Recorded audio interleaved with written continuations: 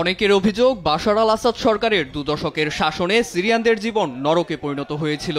2011 সালে গণতন্ত্র বিরোধী আন্দোলন গৃহযুদ্ধে পরিণত হলে পরিস্থিতি আরও ভয়াবহ হয়। 8 ডিসেম্বর বিদ্রোহীদের তীব্র অভিযানে পতন হয় স্বৈরাচার আসাদ সরকারের। এরপর একে একে সামনে আসছে তার অনৈতিক কর্মকাণ্ড। রাজধানী দামেস্কের কেন্দ্রীয় ব্যাংকের তালা ভেঙে 26 টন স্বর্ণ উদ্ধার করা হয়েছে বলে জানিয়েছে বার্তা সংস্থা রয়টার্স।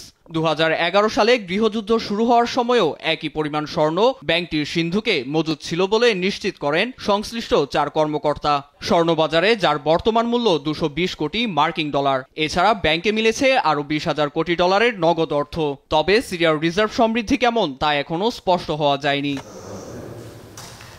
বিশেষজ্ঞদের মতে আসাদ সরকার ক্যাপটাগন নামক মাদক চোরাচালানের সাম্রাজ্য স্থাপন করে বিপুল অর্থ সম্পদের মালিক হয়েছিলেন। জিডিপি ধ্বংস করে সাধারণের চোখকেও ফাঁকি দিয়েছেন। এমনকি 2011 সাল থেকে IMF-কে কেন্দ্রীয় ব্যাংকের মজুদ রিজার্ভ এবং দেশটির অর্থের তথ্য দেওয়া বন্ধ করে দেয়। এর ফলে 13 বছরের সিরিয়ান গৃহযুদ্ধে খাদ্য, জ্বালানি ও অস্ত্র সরবরাহে আসাদ সরকার রাষ্ট্রীয় তহবিল থেকে ঠিক কী অর্থ ব্যয় করেছে তা ধারণার বাইরে বলেই মত তাদের।